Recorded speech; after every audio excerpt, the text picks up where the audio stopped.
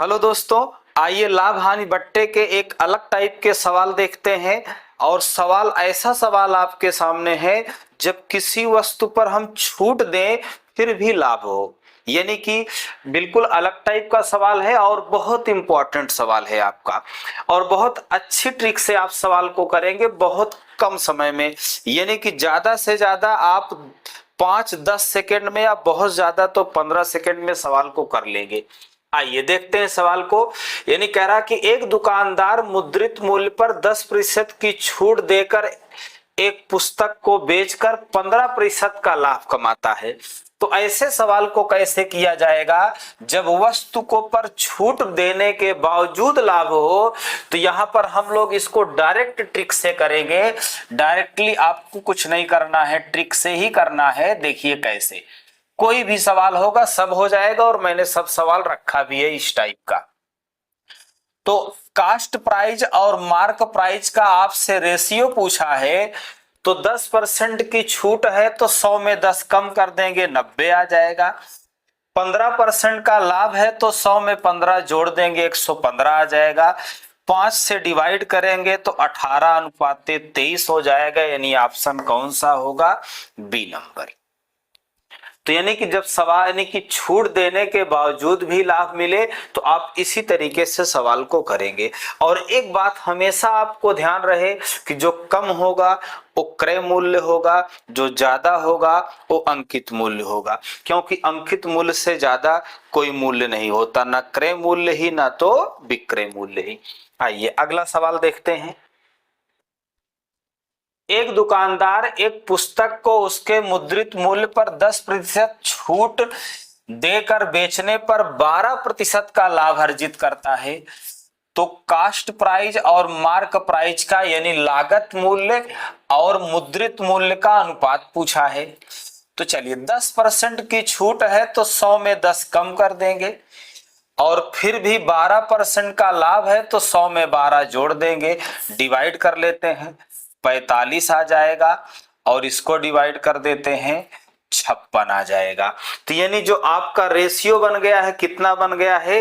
45 और 56 का। यानी ऑप्शन क्या होगा? ए नंबर।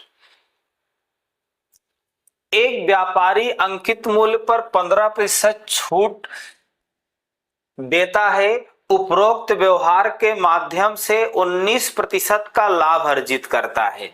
यानी 15% छूट देने के बावजूद 19% का लाभ अर्जित करता है। तो कह रहा है कि यहां पर उसे अपने माल पर क्रय मूल्य से कितना प्रतिशत अधिक अंकित किया गया है। तो जैसा कि दोस्तों आप जानते हैं कि अगर कोई अंकित मूल्य पर छूट दे रहा है तो जैसे आप कहीं कहीं देखते हैं वो मार्क प्राइस क्या करता है, बहुत ज्यादा लिख देता है और कहता है 50% ऑफ, 70% ऑफ, यानी कि 50% 70% की छूट पर बेचता है।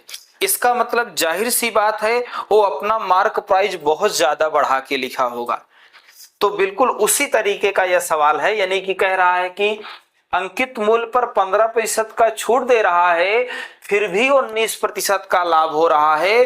तो उसका जो अंकित मूल्य था उसके क्रय मूल्य से कितने परसेंट ज्यादा था। तो उसी तरीके से सवाल करेंगे, कास्ट प्राइस और मार्क प्राइस का रेशियो निकालेंगे। तो छूट 15% की है तो 100 में 15 कम कर देंगे, लाभ 19% का है तो 100 में 19 जोड़ देंगे। अब इसे डिवाइड कर देते हैं, 17 से डिवाइड कर देते हैं, 17 पचे 85 हो जाएगा और 17 सत्ते 119। यानी आप देख रहे हैं क्रय मूल्य कितना है?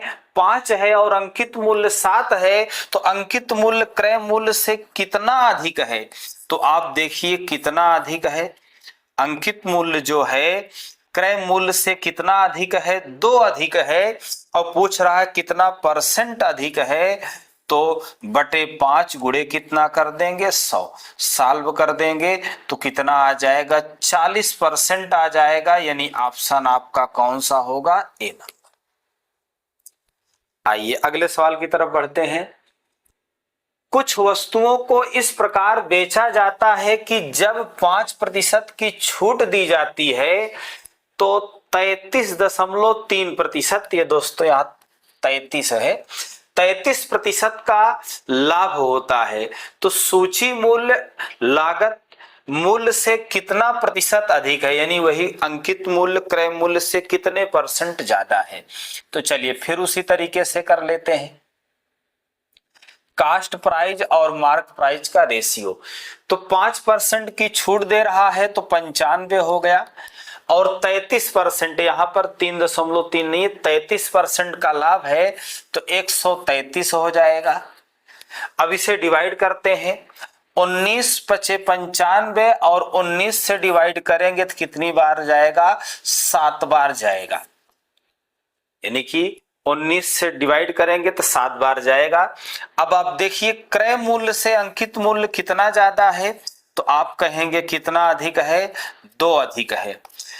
लेकिन ये कितने प्रतिशत अधिक है पूछे तो बटे क्रय और गुणे कितना, 100, क्योंकि क्रय मूल्य से कितना ज्यादा है, तो 20 आ गया, यानी ये भी कितना आ जाएगा, 40% ही आएगा, यानी ऑप्शन कौन सा है, डी नंबर। आइए दोस्तों अगले सवाल की तरफ बढ़ते हैं।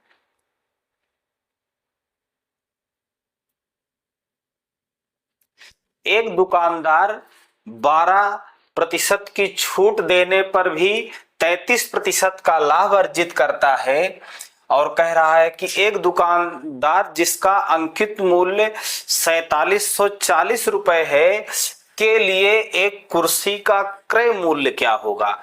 तो चलिए आप इसी तरीके से करेंगे, कास्ट प्राइस और मार्क प्राइस दोनों निकालेंगे।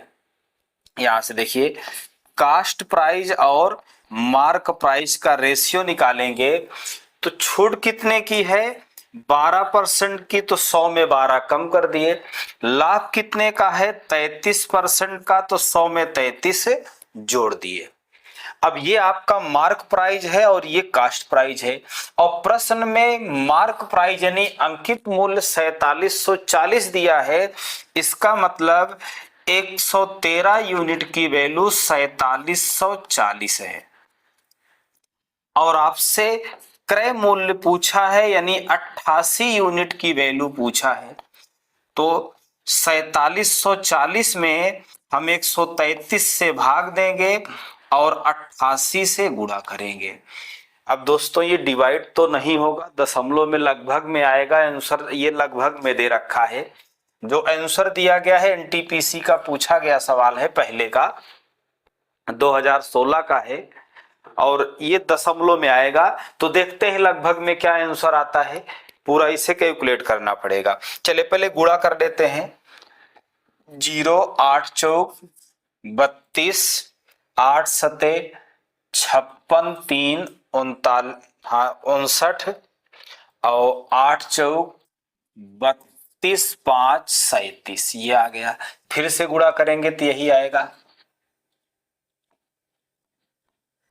37,900, और इसको हम डीएस वीएस यहाँ कुछ नहीं लगा सकते। हाँ ये है कि लगभग में डिवाइड करके भी कर सकते हैं, क्योंकि ऑप्शन में काफी दूरी है, आप अगर चाहें तो लगभग में डिवाइड करके भी कर सकते हैं, कोई दिक्कत नहीं। चलिए अब कर दिया हूं तो पूरा इतना कर देता हूं, देखिए 1 7 1 4।